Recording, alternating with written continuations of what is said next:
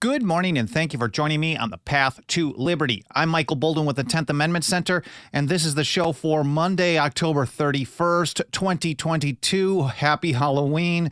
I can't think of a better topic for Halloween than monsters, and I don't think, I think the largest government in history, the monster state of today, is probably the scariest one of all, and it's going to keep getting worse and worse and worse and bigger and more powerful and more destructive as long as people continue to go along with the main principles that set the foundation for its power and growth. So I'm going to go through 4 of those today, and each one of them totally reject the principles of the founders, the Constitution, and the American Revolution. But first of all, before getting to that, a quick hello and a huge thank you. Thank you so much for being here with me today, whether this is your first episode or you've been here for every single one since day one. I can't thank you enough. I hope you had a great weekend. And while we allow people another moment or so to get notifications to join us on the live stream, I want to say hi to everyone out in the live chat. There's Haji in Southeast Michigan, Tim Martin in Arizona, Dixie Strong in Bama, Kirk Morrison, Cheriton Farmer,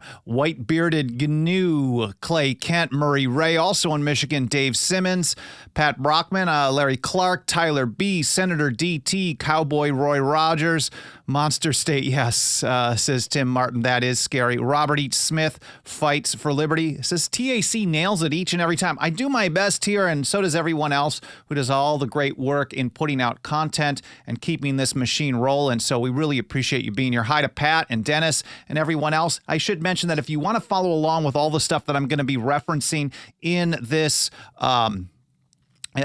episode, you definitely want to follow us over at 10thamendmentcenter.com/path to liberty. It's all spelled out. That's our show homepage. You can find not just a blog post for every single episode that I publish about 1 to 2 hours after the live stream is done. In there, you can also find a section with all the show links for each episode, plus a bunch of different platforms. So if you notice that we happen to be missing off of your favorite one day, it's probably for a reason.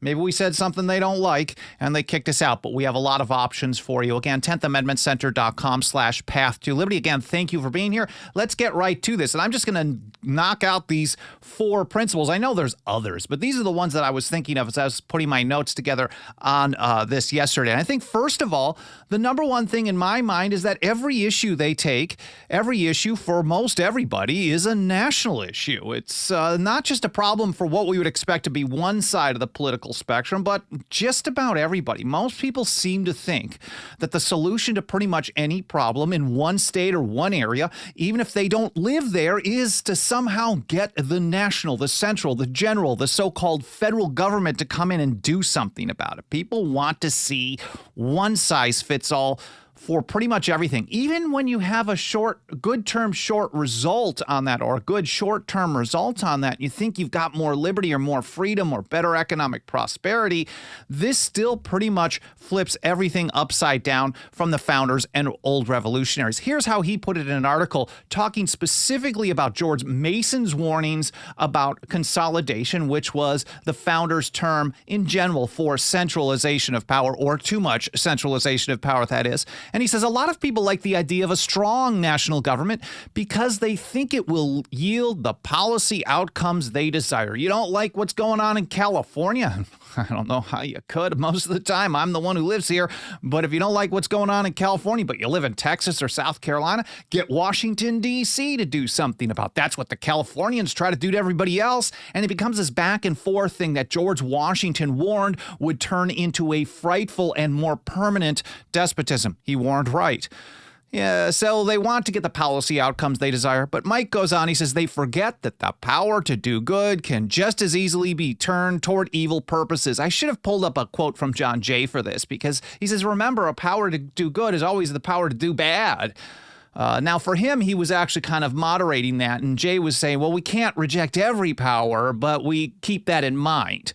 Now, George Mason, Mike writes, warned about this tendency towards the power to do good, giving also the power to do evil during the Philadelphia Convention in 1787. He said, quote, From the nature of man, we may be sure that those who have power in their hands will not give it up while they can retain it. On the contrary, we know they will always, when they can, rather increase it. So as long as they can get away with it, as long as the people are okay with it, as long as the people are in a state of fear, ignorance, or whatever it may be, they just hate liberty, and we got a little of all of that today, they're going to keep expanding their own power. Now, again, this goes in the face of the constitutional structure. Here, for example, James Madison in Federalist number 45, he pointed out that the powers delegated by the proposed Constitution, it was just a proposal at that point, to the federal government are few and defined.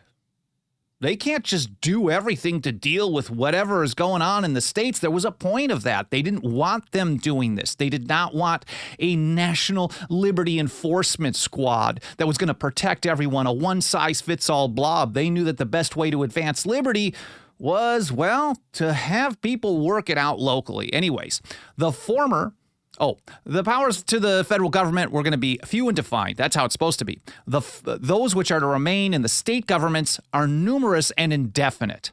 The former will be exercised principally on external objects as war, peace, negotiation, and foreign commerce, with which the last power of taxation will be for the most part connected. The powers, Madison goes on, reserved to the several states, will extend to all the objects which in the ordinary course of affairs concern the lives, liberties, and properties of the people, and the internal order, improvement, and prosperity of the state. So in other words, almost everything that affects the day-to-day lives is a state-by-state decision, and it's up to the people of each state whether they want government involved in that or not. And for those of us who generally don't want government involved in almost anything, we recognize that the way forward, the strategy to actually be able to get that done, to get towards our goal, is going to be much easier if you have to convince a smaller landmass, a smaller number of people. And honestly, the same goes the other direction as well. Although, man, that's a real tough one. Anyways, here's Tench Cox in an article from Mike Meharry talking about him on state versus federal power under the Constitution. And Cox said, talking about the federal government, all the stuff that they can do or can't do, and he says, nor can they do any other matter or thing appertaining to the internal affairs of any state, whether legislative, executive, or judicial, civil, or ecclesiastical. So none of those things are involving the power of the federal government. And here's George Mason again, Virginia ratifying convention. This is the summer of 1788. He says, is it to be supposed that one national government will suit so extensive a country, embracing so many climates and containing inhabitants so very different in manners, habits, and concerns? He recognized even that at that point, when the viewpoints of the people were far more similar than we have today, that if you have a large country with a lot of people, you're going to have a lot of political, economic, religious, social viewpoints all living together under one big defense umbrella. And if you try to force or have people in a far-off place making decisions for them, all you're going to have is a contentious situation at best. He said, it is ascertained by history. Again, a student of history, which we are no longer students of history today. We are here trying to do this, but as a general thing, the public, they like to reject history, don't learn from it. They're all evil back then. Don't ever study anything that they had to say because they recommended limiting the power of government. So that's why we have to ignore it. Anyways, it is ascertained by history that there never was a government over a very extensive country without destroying the liberties of the people. So if you have a single government over a massive country that makes decisions for the people on a day-to-day basis, liberty is going to be destroyed. And, Mason called it. He's smarter than all of us, but he knew what he was talking about. He says, was there ever an instance of a general national government extending over so extensive a country, abounding in such a variety of climates, so many different viewpoints, where the people retain their liberty? And again, the answer is no. Here's how William Grayson put it. He was one of the first two senators from Virginia to represent the state there, but he was an anti-federalist, and he still got elected, and he went into office. He said, there are certain modes of governing the people which will succeed. There are others which will not. The idea of consolidation, centralizing all decisions in Washington, D.C., and that's my ad. He didn't say Washington, D.C., of course, at that point. The idea of consolidation, centralization of power, he said, is abhorrent to the people of this country. So the first thing that people really are, even a lot of people that would be on our side as far as like the end goal, advancing more liberty, the way that they want to do it is by centralizing, nationalizing power, whether it's through the courts or through the executive branch, or get Congress to force the states to be better. But when you do that, you also give them the power to do the opposite. And in the long run, the more centralization you have, the worse it is. So that's number one, is consolidation, centralization of power, nationalizing every issue under the sun. The second one is they want us to believe that we have a living, breathing Constitution. Now, in order to reject the system of the founders, we're told that the document changes over time. The meaning, the legal meaning of the document means something different today than when the founders gave us. So we don't even have to think of what the founders had to say. And so many people tell us, don't even go back before 1868. The original legal meaning of the Second Amendment has no impact anymore. And that's the direction that they're pushing things. I think it will continue that way for quite some time. Here again from Meharry, another article. Mike is just rocking it for my notes today. He says, by living and breathing, they mean the Constitution was written as a dynamic document, flexible, so it can change with the times. And certainly there is a process in the document to change the document, so it is dynamic in that way when you follow the rules, and it can change as the people want it to. I don't think the people are really very reliable because they don't like liberty. They don't understand even the original legal meaning, so I wouldn't trust anyone to make the change at this point, but it is there. It is there. Instead of maintaining a fixed meaning, Mike writes, judges, lawmakers, and bureaucrats mold its various clauses and provisions to fit the needs of the day. So can you imagine a rental contract? You're renting an apartment and the people in charge or the renter gets to mold the rental agreement as they need with the needs of the day. That doesn't work too well, really, for anybody. Now, the founders and the old revolutionaries, they called this kind of thing, this living, breathing type of constitution type of thing, arbitrary government. Government that could do what it wants on a whim, as it needed or as it could get away with. Like George Mason was talking about, that once they get power, they're going to increase it when they can. They can't always get away with it, but we should know that even if they're not trying to increase power today, they're not trying to do new things today. As soon as you give them an opening, they're going to take it. If you give them an inch, they take a zillion miles. This idea of arbitrary government was expressly included in the Declaration of Independence. So the notion that we really are, it's not supposed to be, and legally it's not, but in practice, we are living under a living, breathing government, a living, breathing constitution that changes with the whims of people in power. And many times it's millions upon millions of people begging for those changes without even knowing anything about the Constitution whatsoever. They went to government-run schools. Government-run schools taught us to be dumb. And this was included in the Declaration of Independence. For abolishing the free system of English laws is one of the grievances in a neighboring province, establishing therein an arbitrary government, and enlarging its boundaries so as to render it at once an example and fit instrument for introducing the same absolute rule into these colonies. They were concerned that a neighboring province, look what the British do when you let them run amok. They are just going to establish an arbitrary government. That in and of itself was considered absolute rule, because if government can change the rules on a whim just because it happens to be doing things nicely for a while, doesn't mean it's not absolute tyranny, absolute rule. It is bad stuff. Here's how Samuel Adams and James Otis Jr. put it a few years earlier. This is in the Massachusetts Circular Letter upon urging of John Dickinson, responding to the Townshend Acts of 1767. And they point out that in all free states, the Constitution is fixed. Not that it can't be changed. If power flows from the people, of course, can make the decision that they want to change their constitution for their government. It's not the other way around, but the legal meaning is the same. And that example of a rental contract, the original legal meaning of any legal document is the same today as it was the moment it was given legal force, and it had the same meaning, or has the same meanings as it was understood to have at the moment it was given legal force. For the Constitution for the United States, that is, the people of the several states in their ratifying conventions have the greatest impact on the meaning of the document, because they're the ones that said, yeah, okay, we're going to ratify. So Samuel Adams and James Otis Jr., even before there was a written Constitution, they were talking about the unwritten British Constitution, but they're saying, look, it's fixed. It doesn't just change because someone who wants it to change or who has the power to make it change can do it. He says, and as the supreme legislative derives its power and authority from the Constitution, again, putting the Constitution as supreme law of the land, it cannot overleap the bounds of it without destroying its own foundation. So as soon as government can treat a constitution as living and breathing and changing upon a whim, changing over time as they need, redefining it, changing the words of things and how it meant today means today versus how it meant originally, then you have completely destroyed it. It is completely gone at that point.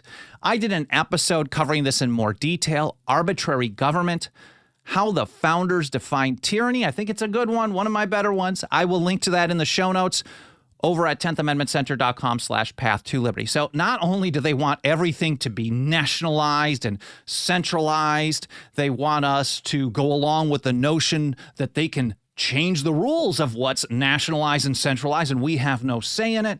Then on top of it, well, they want you to believe that it's up to the people with power to tell us how much power the people with power are going to have. Think about that. It's up to the government to determine the extent of its own powers. Well, here's how Thomas Jefferson put it. He made pretty quick work of that.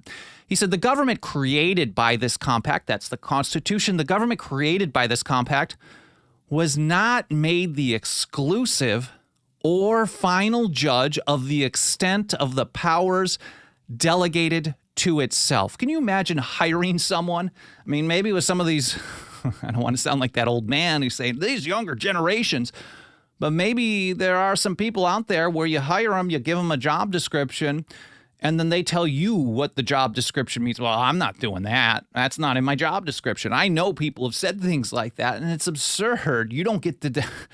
The person that you're delegating authority to do stuff, they don't get to say what their power is about, especially when you're talking about government. So again, Thomas Jefferson, the government created by this compact was not made the exclusive or final judge of the extent of the powers delegated to itself. Of course, when you let it do that, that's a real problem.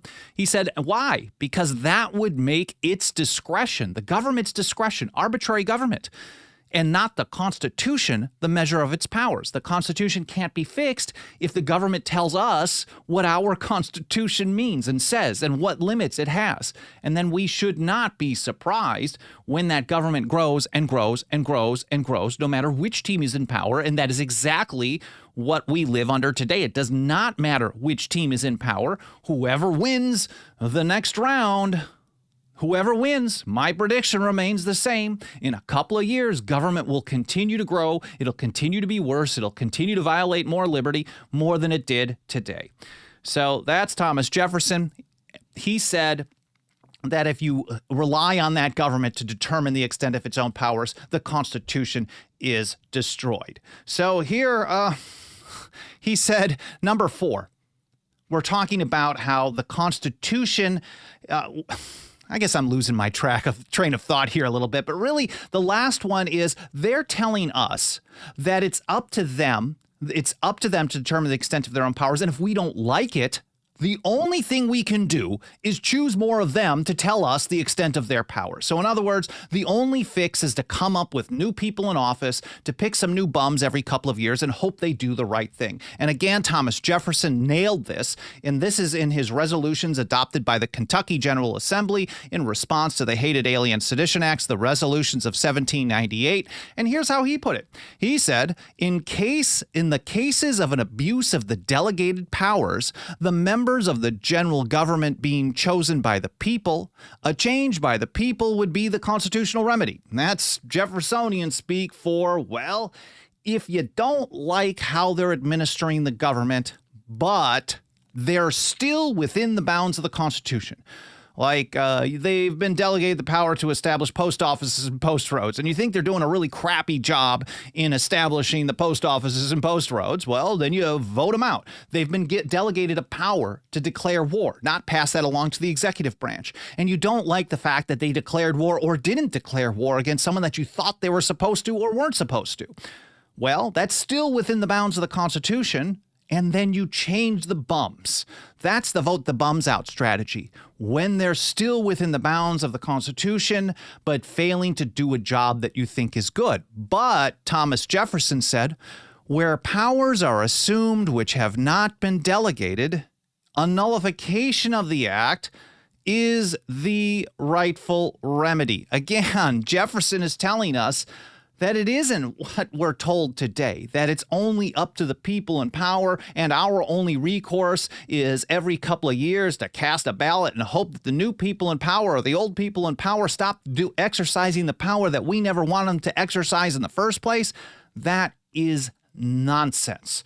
It is up to the people to nullify as soon as they assume powers which have not been delegated. And if you think about it, if you're just relying on government to fix government, you're doing exactly what Patrick Henry warned against as well. And there are founder after founder after founder warned against this type of strategy. Here's how Patrick Henry put it in the Virginia Ratifying Convention. This is June 5th, 1788.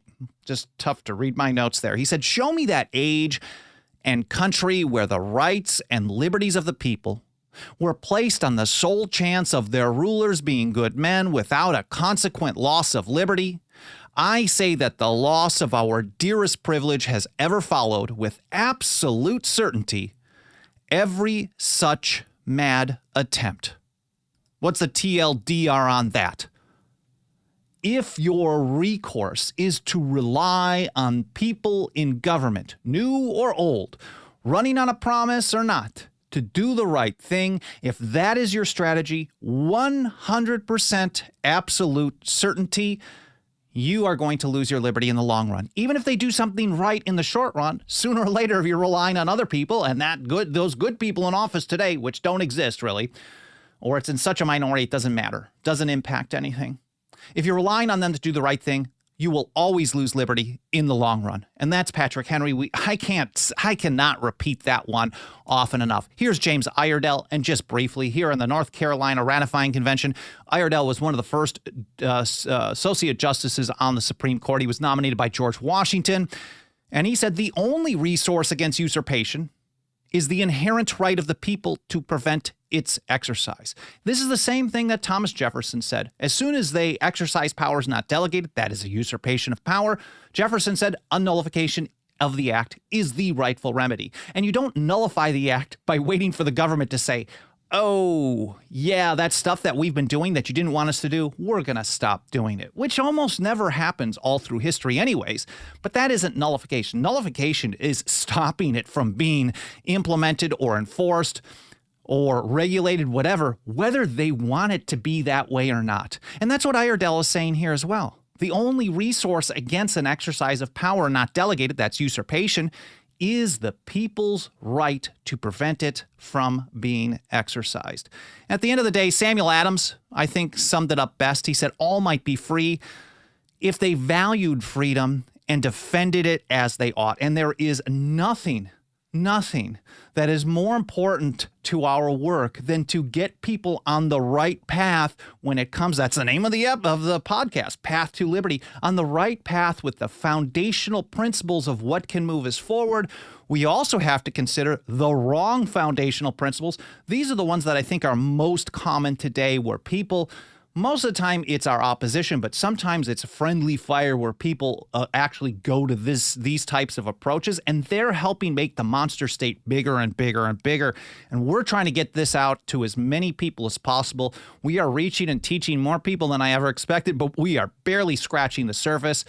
Nothing helps us get the job done and reach and teach more people more than the financial faith and support of our members. I do want to thank a few people who have joined us just recently, just briefly. I can't thank you enough. If you want to join them as well, our memberships start out as little as $2 a month over at 10thamendmentcenter.com/members. Again, 10thamendmentcenter.com/members. That's also all spelled out. There's Steve in Florida, Marion in Oregon, Richard in Colorado, Justin in Michigan, Jay in Washington State, and Christy in Arizona.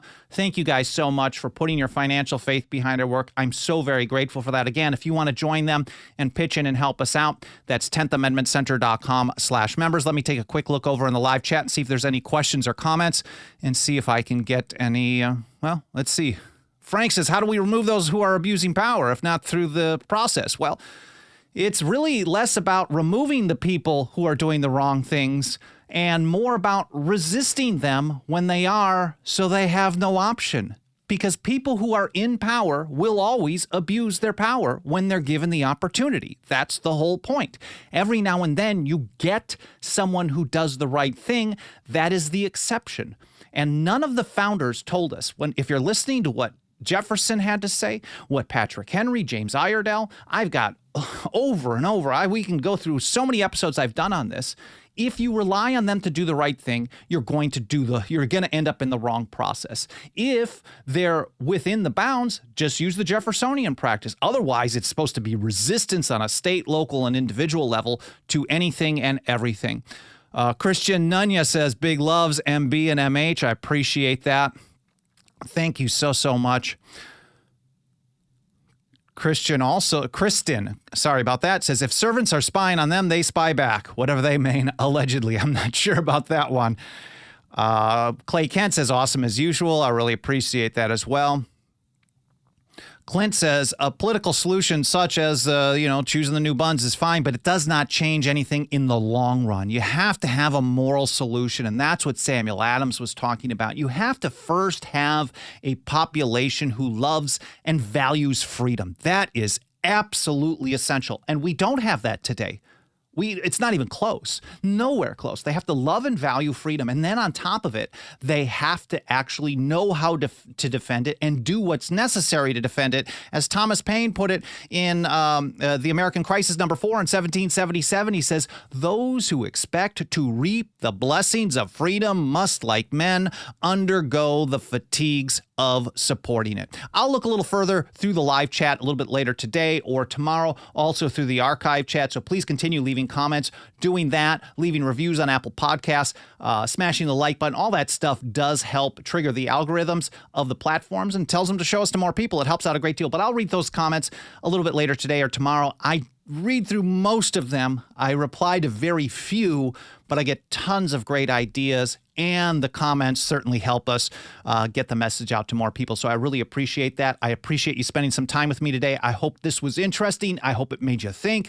I hope you learned something. I will get the blog post published on this with the show note links section in about 1 to 2-ish hours. That's pretty flexible. Over at 10thamendmentcenter.com/path to liberty. Again, I appreciate you being here. I hope your week is off to a good start, and I'll see you next time here on the Path to Liberty.